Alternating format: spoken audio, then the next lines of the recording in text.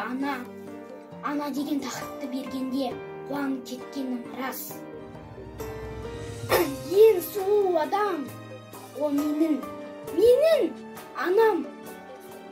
Анамның жасы қасиетті, ол мені аяға өсіргені. Менің анам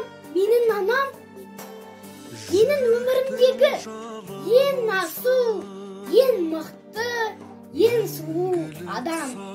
Менің анам 5 баланың анасы.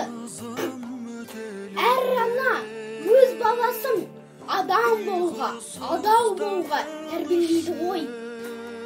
Менің анамнан аларым өте көп.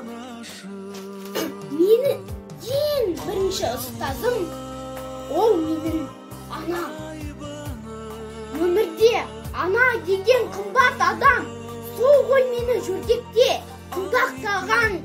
Ананы сыйламайтын адам болса егер, ол адам ақылы кем болар надан. Менің анама деген ризашылығым өте көп. Осы жасыма келгенше жанынан тастаған емес. Анама ақ сүті үшін, жылы сөздері үшін, таза киімі үшін, маған үйреткен тәрбиесі үшін,